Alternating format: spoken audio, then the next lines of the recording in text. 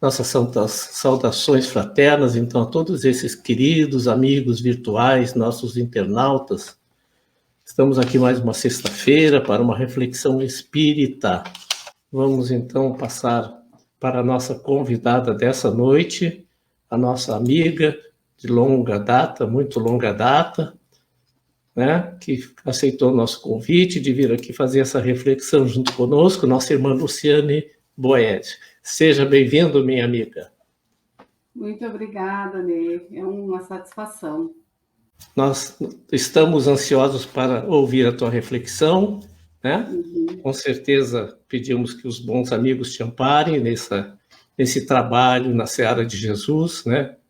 Que é como sabemos, é um trabalho que se realiza com muito prazer, satisfação da alma, né, Luciane? É satisfação da alma. Não é satisfação do ser humano, é uma satisfação para a alma, né? O espírito na vida material. Então, o barco fica contigo. Leve-nos a Porto Seguro. Está bem, vamos lá. Responsabilidade. É uma responsabilidade, né? Joguei para ti. Mas a nossa bússola é o espiritismo, né? Então, vamos adiante, né? Queridos amigos, boa noite a todos. Eu agradeço o convite. É uma satisfação, ao mesmo tempo que é sempre um desafio, né? Essa nova modalidade, a gente fala olhando para a gente mesmo e não tem a presença, o abraço, o carinho de estar juntos. Mas logo, logo isso tudo vai passar, né? E eu acho interessante que nós vamos movendo esforços para nos adaptar. Então vamos começar a remar. No tempo de Jesus, a sociedade era dividida basicamente em 3 classes sociais. Haviam os sacerdotes, haviam os ricos e os poderosos, e haviam os pobres, os desvalidos, os doentes. Os sacerdotes eram aqueles que, segundo os estudiosos, né, principalmente do judaísmo, eles se dedicavam ao estudo da Torá e desfrutavam das regalias do templo. Os ricos, os poderosos, na visão do judaísmo, por eles nascerem nessa condição, eles já seriam criaturas abençoadas por Deus. E os pobres e os desvalidos, ao contrário, por estarem nessa condição, então é porque eles estavam já sendo punidos por Deus. Então é assim que o judaísmo via a posição social das criaturas. É neste cenário, é neste contexto que nós vamos ter a presença de Jesus entre nós. E Jesus vivia nas imediações de Jerusalém, pregava nas aldeias para esta terceira classe, para os pobres, para os desvalidos, para os doentes. Segundo alguns estudiosos, Jesus teria ido apenas 3 vezes a Jerusalém. No seu nascimento, na verdade, na sua circuncisão, aos 12 anos, que é quando, segundo a tradição judaica, o menino se torna já um homem, e nas vésperas da crucificação, que é onde acontece aquela célebre cena de Jesus entrando em Jerusalém, um burrico, e sendo ovacionado pelo povo.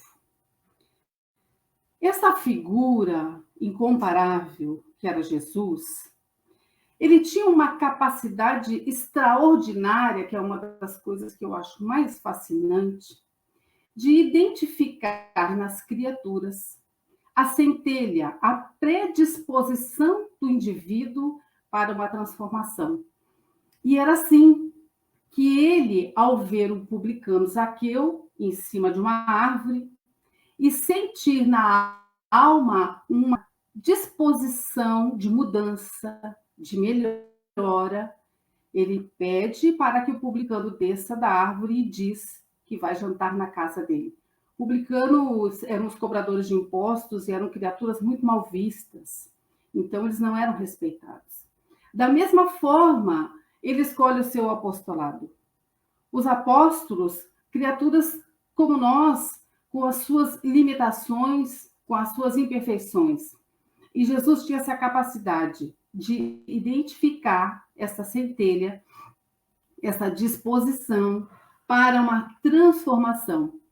E assim nós vamos ver Jesus se movimentando nas aldeias, nas imediações de Jerusalém, e vamos ver também Jesus criticar muito os fariseus, porque na alma daquelas criaturas ainda um movimento para uma transformação.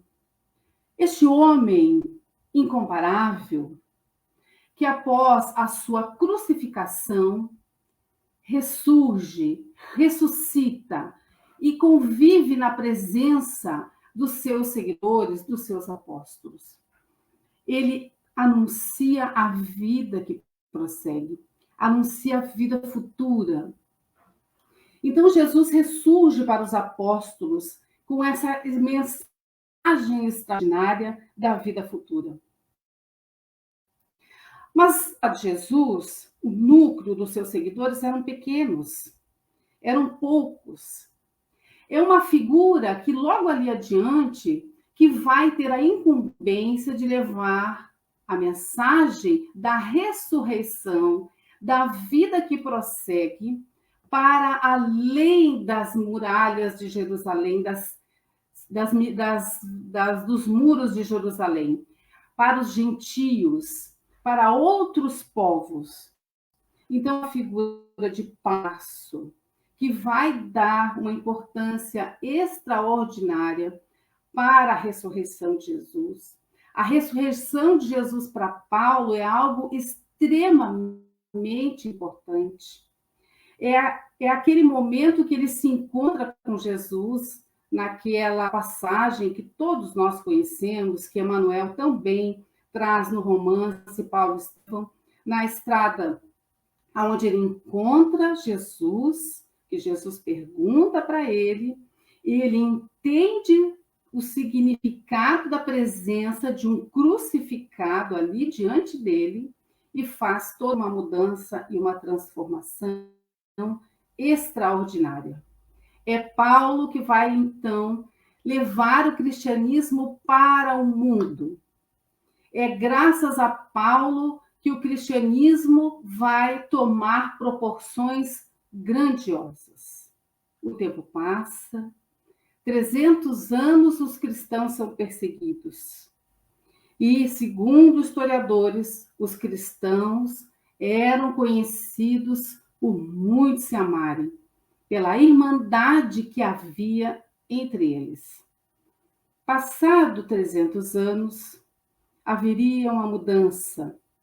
Os cristãos não seriam mais perseguidos após Constantino, os cristãos não seriam mais perseguidos e novos rumos tomaria o cristianismo. Eu quero relembrar que Jesus fez uma extraordinária profecia. Às vezes nós pensamos em profecia como algo muito do passado, muito distante, que estão nas Escrituras.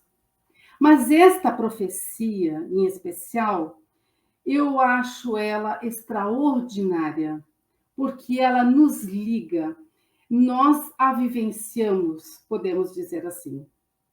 Ele disse aos seus seguidores que ele iria rogar ao Pai, ao Criador, para que enviasse um Consolador, que iria relembrar aquilo que seria esquecido das palavras que ele disse, e também para revelar aquilo que ele não pôde dizer, um Consolador que ficaria para sempre conosco. Eu acho essa profecia extraordinária. Eu acho essa passagem extraordinária. E olha só, Ele disse que as suas palavras seriam esquecidas. Após esse período, o período de Paulo, a iniciação com Jesus, a ressurreição, a transformação de Paulo por ver o Cristo ressuscitado, os 300 anos de união dos cristãos no início da caminhada, a mudança após os 300 anos, então, um início de um esquecimento dos ensinamentos de Jesus. A sua fala, os seus ensinamentos, por muitos séculos, ficariam perdidos, escondidos nos escombros. É uma profecia do Cristo que se cumpre. Passam os séculos. E eis que chega ao século XVIII, após um longo período em que o dogmatismo ferrenho e a fé cega dominam, deixando os ensinamentos de Jesus entre os escombros. Vamos caminhando ao longo do tempo, chegamos no século XVIII, surge então o iluminismo, o famoso século das luzes, o famoso século da filosofia, pensadores surgem, novas ideias, começa a se abrir o caminho, porque era preciso sair da escuridão, do dogmatismo, da fé cega, que não questiona e que aprisiona. Os valores da igreja passam e são questionados. O antropocentrismo, o homem passa a ficar no centro, fazendo um movimento contrário àquilo que havia se perdido, havia se distorcido. E o homem passa a vir para o centro das questões. Era preciso abrir caminho para o uso da razão. E o iluminismo abre as portas, trazendo um pouquinho, rapidamente, de história, para a gente poder se situar nesse momento atual. Então, o iluminismo abre as portas para a ciência do século XIX. Surge o positivismo, que tinha como premissa que a ciência era a única forma de conhecimento e leva o homem para o outro extremo, para o materialismo. Vejam que interessante. É neste cenário que as mesas começam a girar, a dançar, a bater, a se estabelecer códigos para o diálogo com o invisível. E a espiritualidade se manifesta com toda a sua força. Nós podemos ver que as palavras do Cristo foram esquecidas e que no momento adequado, como o próprio Kardec disse, a espiritualidade se manifesta a fim de que o homem não vá para o extremo ferrenho do materialismo, que não oferece nenhum consolo para a criatura.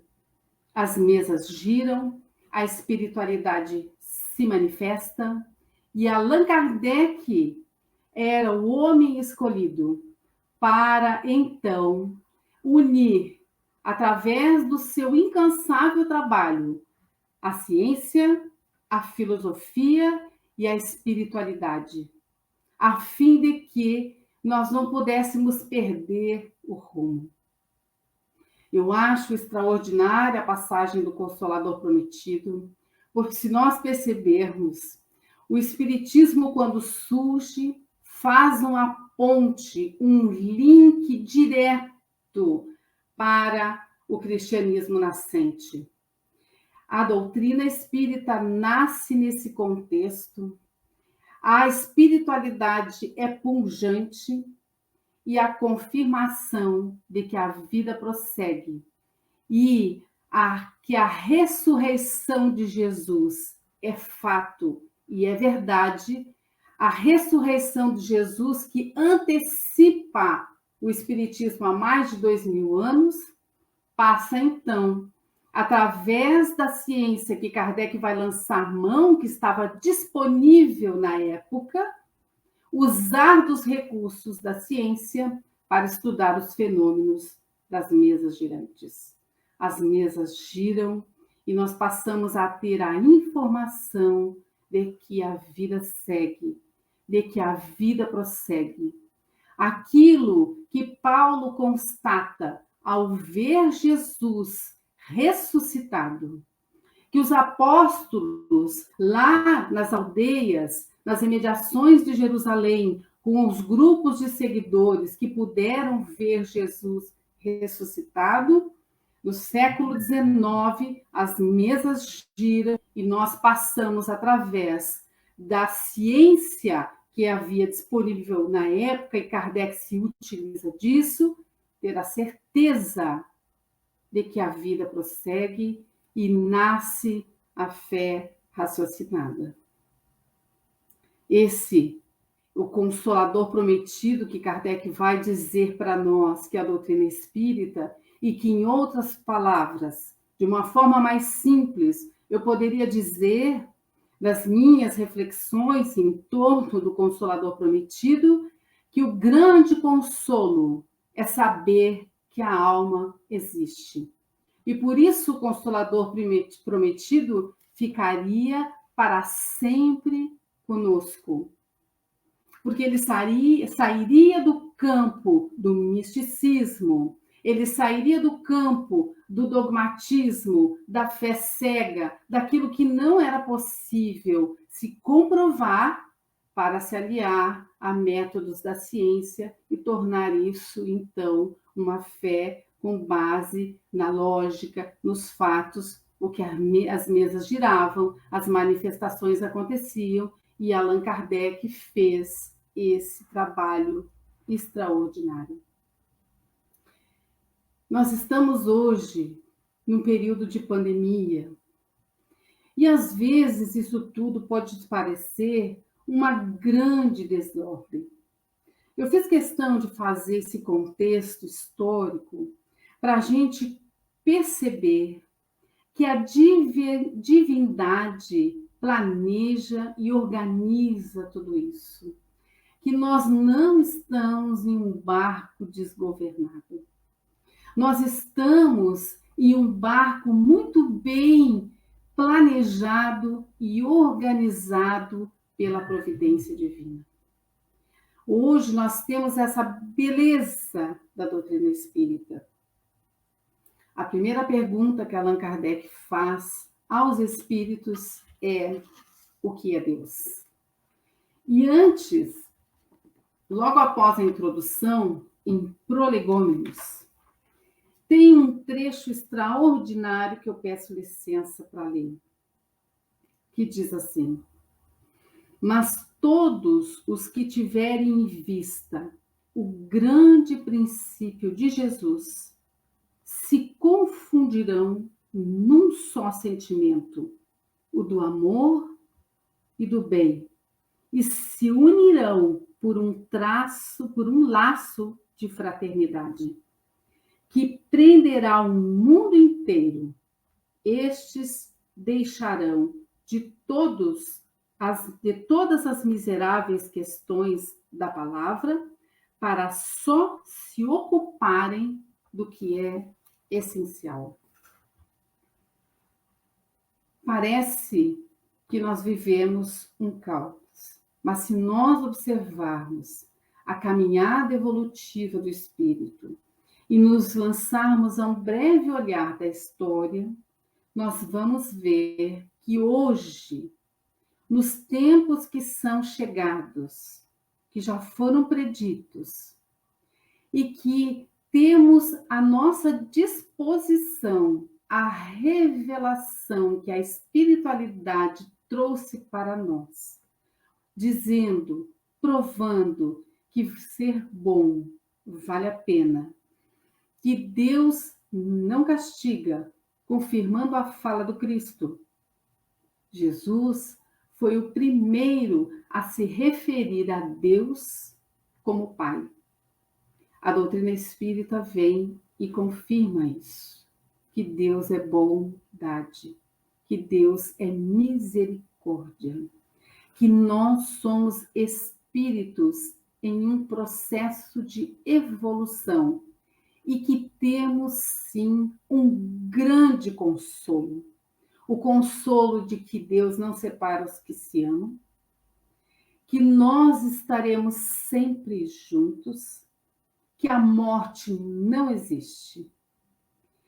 O grande objetivo da doutrina, diz Kardec em muitas das suas passagens, é combater o materialismo. Em tempos que a morte nos avassala, nos amedronta, nos leva a fazer uma reflexão mais profunda, de maneira que nós possamos nos reconhecer como espíritos, que estamos em um corpo físico, mas que nós precisamos transcender o nosso olhar, a fim de que a gente possa romper as amarras que nós temos ainda com o materialismo. Faz parte da caminhada e do processo evolutivo do espírito todas essas jornadas. Mas os tempos são diferentes. Hoje nós temos revelações que no passado não tínhamos. Hoje nós temos informações extraordinárias da espiritualidade que não tínhamos. E isso nos remete a uma responsabilidade de sermos os pequenos apóstolos, assim como foram os apóstolos de Jesus. Eu sempre gosto muito de falar, de citar os apóstolos, porque quando nós vamos mergulhar um pouquinho na história deles, nós vamos perceber que eles eram criaturas imperfeitas. Nós vamos ver as histórias de Pedro, nós vamos ver as histórias de João, nós vamos perceber que todos os apóstolos, eles foram amadurecendo com o tempo. No início, eles sequer entendiam direito o que Jesus queria dizer. Era complicado para eles. E eles foram, ao longo da caminhada, amadurecendo, crescendo, evoluindo durante todo o período, o seu período de encarnação. Alguns faliram como Judas, mas mesmo assim, nós sabemos que o espírito é imortal e que Deus não abandona ninguém. Então, eu gosto dos apóstolos porque a gente consegue chegar a Jesus através dos apóstolos. Nós vamos ver que Paulo, antes desse encontro na estrada de Damasco com Jesus, Paulo tinha uma outra visão. Ele era um fariseu, ele era rigoroso com a lei, ele tinha uma outra visão. E quando ele vivencia essa experiência, ele se transforma completamente. Eu penso que todos nós, de alguma forma, passamos por esses processos de transformação ao longo da nossa caminhada. Se Paulo foi capaz de se transformar da maneira que ele se transformou, pegando Paulo como exemplo, mas nós podemos pegar Pedro, por exemplo, se eles são os escolhidos por Jesus, eu penso que nós também somos. Porque se nós nos encontrássemos com Jesus, eu sempre me pergunto isso. Eu sempre me pergunto como que o olhar do Cristo me penetraria. E o que será que Jesus enxergaria em mim? Será que ele enxergaria em mim também aquilo que ele enxergou no Zaqueu, publicano? Aquilo que ele enxergou em Pedro, quando disse para segui-lo, e nos outros apóstolos que ele chamou? Será que ele enxergaria dentro de mim essa predisposição à mudança? Porque a revelação espírita nada mais é do que a espiritualidade que vem, aqueles que estão do lado de lá, vieram para cá, através do fenômeno da mediunidade, que Kardec é quem vai fazer esse trabalho, para dizer para nós que ser bom vale a pena.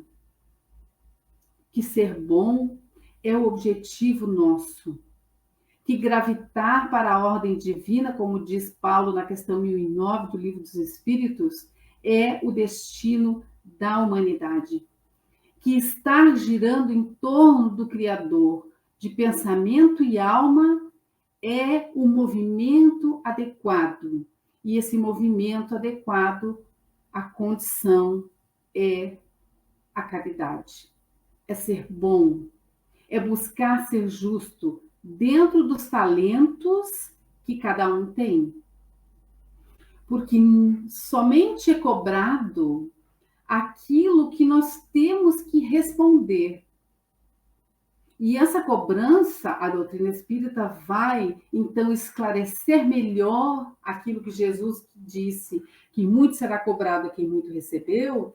Nosso Consolador vai complementar estas coisas que Jesus disse.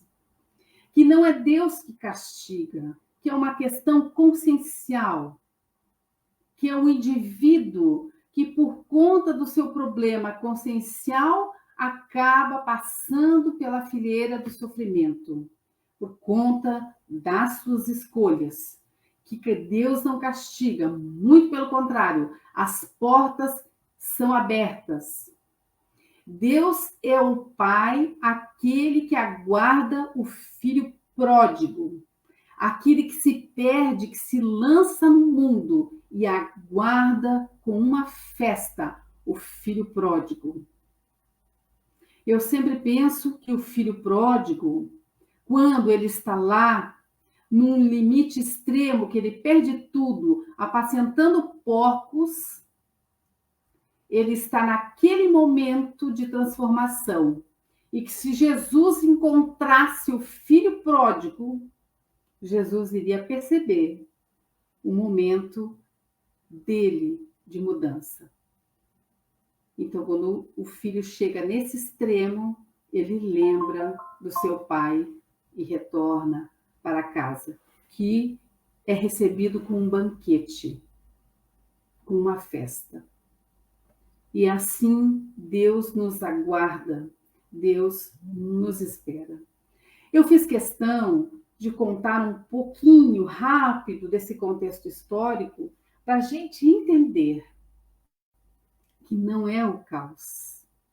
É a evolução que acontece paulatinamente.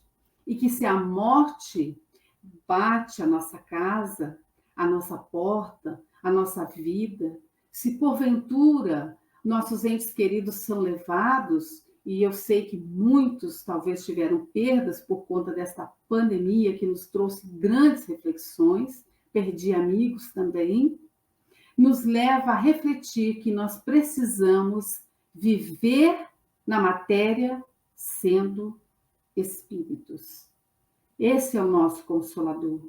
O Consolador é as pétalas de esperança. Toda vez que nós vamos em direção a uma casa espírita, a uma palestra espírita, na busca dessas pétalas de esperança, é beber na fonte da espiritualidade.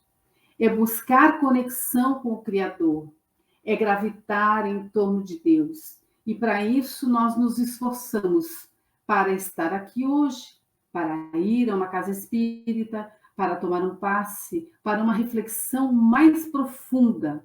Essa é a grande bênção que o Espiritismo nos oferece.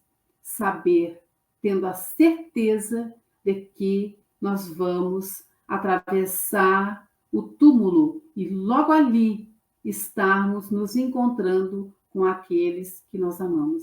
Mas a doutrina nos alerta, a espiritualidade nos alerta que para atravessarmos o túmulo é preciso um bem viver. É preciso agir ao longo da caminhada como espírito e não como um espírito que tem apenas uma existência. É preciso vencer os resquícios, as raízes do materialismo que ainda existe dentro de nós. É preciso vencer a matéria. Eu quero encerrar a minha fala com um texto que eu acho muito bonito e muito esperançoso. Tem a ver com o nome da live de vocês, com o nome da casa de vocês, que é o Consolador Prometido, o título desse trabalho, que é Pétalas de Esperanças, que eu acho que isso é um grande consolo, sabermos que nós vamos viver sempre e o amor triunfa a morte. Um dia, toda justiça será feita, toda maldade será desfeita, toda beleza será perfeita, toda virtude será, toda alegria será, todo amor será sem aresta. Um dia, toda amizade será fiel, todo estar junto será de mel, toda família será um céu, toda terra será pacífica, toda prece será magnífica. Um dia, toda criança será cultivada, toda terra será bem amada, toda natureza será acalentada. Todas as fronteiras abolidas, todas as vidas serão cumpridas, todas as verdades serão entendidas. Um dia, toda igualdade será mesmo igual, toda lágrima será cristal, toda morte será natural, toda impiedade será banida, toda ofensa será redimida, toda ternura distribuída. Ah, quando esse dia chegar, quero estar suspensa no ar, quero estar fincada num lar, quero que dê flores, crianças e paz. E quando esse dia chegar, saberei meditar estrelas, no coração saberei mantê-las. A aura terei azulada e não faltará mais nada. Muito obrigada pela paciência de me ouvir.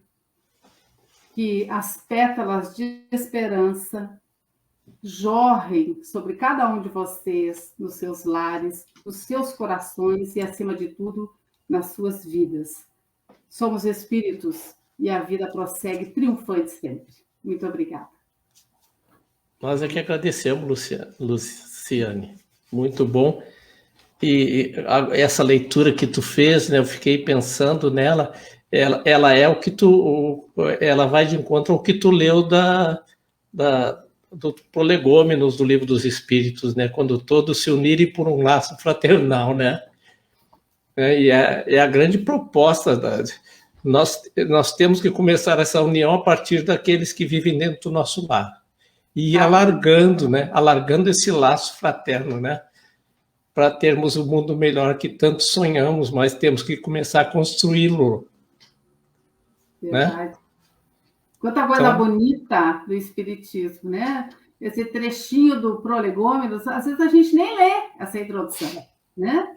Esse poema da Dora Encontre, tem na internet aí, e eu acho ele muito bonito, né? Então, por isso que eu quis trazer para vocês hoje. Então, te agradecemos pela tua proposta, pela disposição, pela reflexão que nos trouxeste. Nosso abraço fraterno. Muito obrigada, eu que agradeço. E, com certeza, voltaremos a renovar o convite. A responsabilidade, né, do nome Consolador Prometido. Eu acho extraordinário. É a casa, né? A casa onde ele mora. A parábola, um pouquinho da história do cristianismo, porque eu realmente acho uma profecia extraordinária que a gente vive ela, na verdade. A gente não se dá conta, que a gente pensa que profecia é algo muito longe, mas é uma profecia de Jesus, e veja bem, eis nós aqui no Espiritismo, fazendo parte da profecia de Jesus.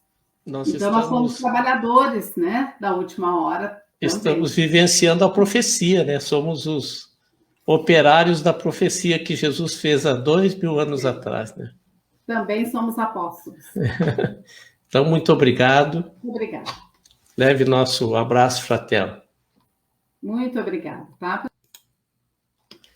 Amigos e amigas, então, lembrando que na próxima sexta-feira e em todas as sextas-feiras estaremos aqui às 19h20 com essa proposta de refletirmos a doutrina dos Espíritos, codificada por Allan Kardec, e sugerimos que as pessoas estudem a doutrina espírita, começando pelo começo, né? É redundante dizermos isso, mas o começo é o livro dos Espíritos. É o Evangelho segundo o Espiritismo, é o livro dos médiuns, é o céu e o inferno, é a Gênese, para irmos criando, construindo essa abrangência do conhecimento da doutrina espírita. Encerrando a nossa live, queremos, de uma forma muito carinhosa, saudar a todos os papais, e bem como aqueles que fazem o papel, né, de cuidadores, de tutores de crianças. Lembrando que o ideal é que o Dia dos Pais seja cada dia que nós amanhecemos na Terra. Devemos lembrar de nossos pais, nossas mães, nossos amores, 365 dias por ano.